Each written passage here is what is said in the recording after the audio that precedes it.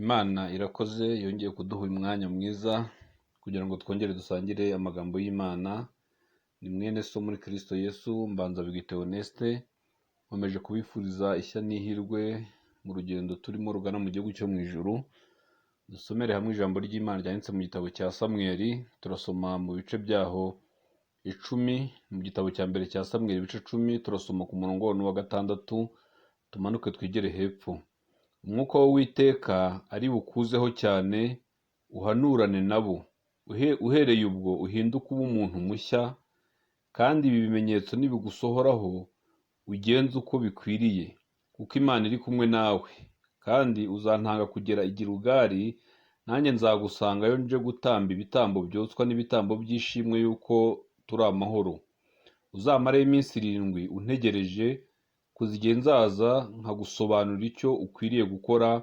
Imana idufashe. Ku murongo wa 11, maze abamumenyereye kera babonye ahanura nabo bahanuzi barabazanya bati, mbese bibaye bite kuri mwene Kishi? Mbese Sawuli nawe ni umuhanuzi? Imana yacu nidufashe. Imana yacu tugirire n'amagambo ngira ngo twongere tuganire, dukomeze gufashanya mu ijambo ry'Imana. Ijambo ry'Imana ni ubuzima, ijambo ry'Imana ni imibereho, ijambo ry'Imana ni umushorera udufasha ku manywa na nijoro kugira ngo turusheho gukiranuka. Intego y'ijambo nashatse kuvuga ni uguhinduka umuntu mushya cyangwa kuba umuntu udasanzwe.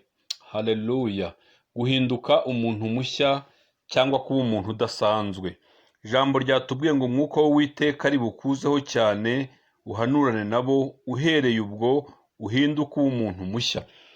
Nasomye muri Bibiliya ambwira ngo umuntu mushya bavuga umuntu udasanzwe. Turi mu minsi ya Pantekote, ariko nakomeje kuvuga ko dukeneye kuvuga Pantekote mu minsi yacu yo kubaho yose, tudategereje Pantekote gusa.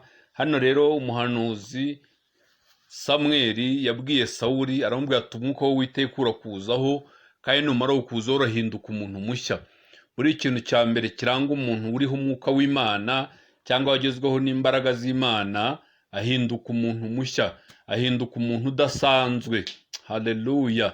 Ndi kugira ngo mu buzima bwacu bwa buri munsi bwa gikristo, niba twaragezweho n'uyu mwuka wera w'Imana, ibimenyetso bigomba kutwereka ko twabanye n'Imana, turi kumwe n'umwuka w'Imana, nuko tuba abantu bashya, tugahinduka abantu badasanzwe. Sawuli hari uko bari basanzwe bamuzi, ariko umwuka w'Imana amujeho ahinduka umuntu mushya. Ndi kugira ngo nkwifurize nawe kuba umuntu udasanzwe.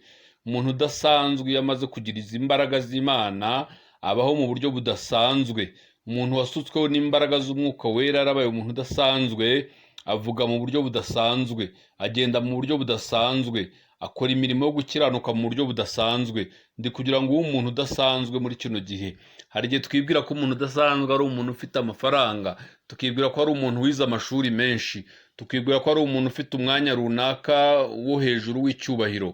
Ariko ndashaka kuvuga mu buryo bwa gikristo, umuntu udasanzwe ni umuntu wasutsweho n'izi mbaraga z'umwuka wera zikaba muri we. Uyu muntu agahinduka umuntu udasanzwe. Haleluya!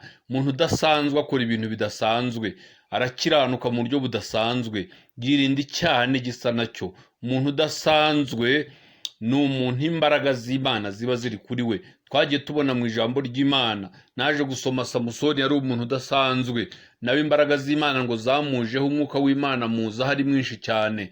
Naje gusoma mu bice byaho 12 umurongo wa 5 kugeza ku murongo wa 6, Samusoni ngo yaje gutanyaguza umugunzu w'intare, bawutanyaguza nk'uko batanyaguza umwana w'ihene. Imana idufashe. Umuntu udasanzwe akora ibintu bidasanzwe, abaho mu buryo budasanzwe, yitwara mu buryo budasanzwe. Buri kintu kigoye abantu mu rugendo kinabavunnye ni ukuba badafite umwuka wera w'Imana. Buri bintu bivuna mu rugendo rujya mu gihugu cyo mu ijuru ni ukuvuga ko ujya mu ijuru udafite umwuka w'Imana. Buri umuntu utagira umwuka w'Imana aravuna. Imana itugirire neza. Abakristo badafite umwuka w'Imana bavuna abayobozi, kandi no kuyoborwa n'umuyobozi utagira umwuka w'Imana nawe uravunika. Iyo bose nta mwuka w'Imana bafite, bose baravunana. Ndi kugira ngo nkwinginge, kandi nanjye ningingira, uko waba uri kose, nkeneye ko wakwinginga Imana ukaba umuntu udasanzwe, ugakora ibintu bidasanzwe. Buri umukristo udasanzwe ufite imbaraga z'Imana, umwuka w'Imana aba muri we, ntabwo abwirizwa icyo gukora. kuko afite imbaraga z'Imana ziri muri we, afite ikimusunikira gukora ibyo agomba gukora. Ntabwo ari umuntu utwazwa umugozi, ntabwo ari umuntu utwazwa agahato. Buri umukristo ufite imbaraga z'Imana aribwiriza icyo gukora. Imana itugirire neza kandi Imana idufashe. N'umuyobozi ufite imbaraga z'Imana amenya icyerekezo ajyanamo itorero, amenya icyerekezo ajyanamo umukumbi, amenya icyerekezo ajyanamo abayobora. Korali ifite imbaraga z'umwuka wera, iyo idasanzwe ikora ibidasanzwe, ikarimbira mu mavuta, ikarimbira mu mbaraga. Umwigisha ufite izi mbaraga z'Imana abwiririza mu mbaraga z'amavuta. Haleluya! Abwiriza mu mbaraga z'Imana. Ndakwifuriza kugira ngo nawe mere nk'umuntu, uba umuntu udasanzwe. Sawuli ngo bari basanzwe hari ukundi bamutekereza, ngo ariko akimara gukubitana na Samweli amaze kumusengera amusutseho amavuta, ngo agenda ahanura inzira yose. Haleluya! Nawe wahanura inzira yose ukagenda, abantu bakabona ko umwuka w'Imana yakujeho. Abantu batangira kuryana inzara, baravuga ngo mbese Sawuli nawe yabaye umuhanuzi. Hari igihe abantu batekereza umuntu bashingiye ku mateka cyangwa igisekuru cye, ariko ntabwo dukwiye gutekereza gutyo. Pawulo yandikiye Timoteyo, amubwira Pawulo yandika ijambo ry'Imana ngo ntihakagire umuntu ugutekereza ashingiye ku masekuru yawe. Ntabwo dukeneye gutekereza abantu dushingiye ku mateka yabaranze, ahubwo dukwiye gushingira ku mateka mashya. Kuko iyo umuntu amaze kuba icyaremwe gishya ahinduka umuntu mushya, akaba umuntu udasanzwe. Imana ishimwe, Imana ishyirwe hejuru. Ndakangura itorero, abera b'Imana ndabakangura ngo mube maso. Mwuka w'Imana abane namwe, mugire imbaraga zidasanzwe, mukorere mu mbaraga, mukorere mu bushobozi, muvugire mu mbaraga. Mana yacu tugire neza. Ntabwo uzavunika mu rugendo, ntabwo uzaruha, ntabwo uzananirwa, kuko uzaba uri umuntu udasanzwe. Uzaba uri umuntu udasanzwe. Nagiye mbona muri ijambo ry'Imana abantu badasanzwe. Mana itugire neza kandi Imana yacu idufashe. Stefano yari umuntu udasanzwe, yuzuye umwuka wera, yuzura imbaraga z'Imana. Bambwira ngo yihakane Imana aranga. Stefano bamutera amabuye, aho kuba baravuga ati mbonye ijuru rikingutse, mbona umwana w'Imana ahagaze iruhande rw'intebe y'Imana. Imana ishimwe. Iyo umuntu afite amaso y'umwuka, afite imbaraga z'Imana, agira andi maso y'umwuka. Umuntu udasanzwe ukora ibidasanzwe, uvuga ibidasanzwe. Imana itugire neza kandi Imana idufashe. Nkwifurije kuba umuntu udasanzwe muri iyi minsi, nkwifurije kuba umuntu udasanzwe, ukaba umuntu w'akataraboneka, ariko ibyo ukabishobozwa n'imbaraga z'umwuka wera. Imana nibagirire neza, Imana ibafashe. Samusoni amaze gutanyaguza uwo mugunzi w'intare, hari ikintu gikomeye yakoze cyankoze ku mutima.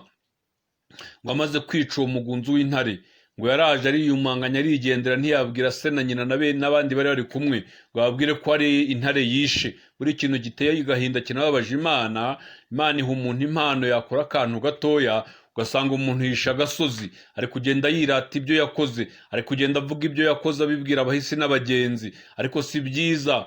Akaboko kawe nigatanga, ak'iburyo ntikamenye icyo kakoza. Kandi Samusoni nubwo yarakoze ibintu by'ubutwari, ariko yaricecekeye, ntabwo yagiye yiyamamaza, ahubwo yaravuze ati Imana ishimwe ko inshoboje. Nasomye ijambo rirambwira mu butumwa bwiza bwa Yesu Kristo rivuga ngo twe turi abagaragu b'imburamumaro kuko dukora ibyo twategetswe. Burya niyo wakora ibintu bidasanzwe bite, ariko uri umugaragu w'imburamumaro. Nanjye ndi umugaragu w'imburamumaro, ndakora ibyo nategetswe n'umwami wanjye Yesu Kristo. Imana ibahe umugisha rero, mu abantu badasanzwe, mukore mu gihe kidasanzwe, mubwirize mu gihe kidasanzwe, mukiranuke mu gihe kidasanzwe.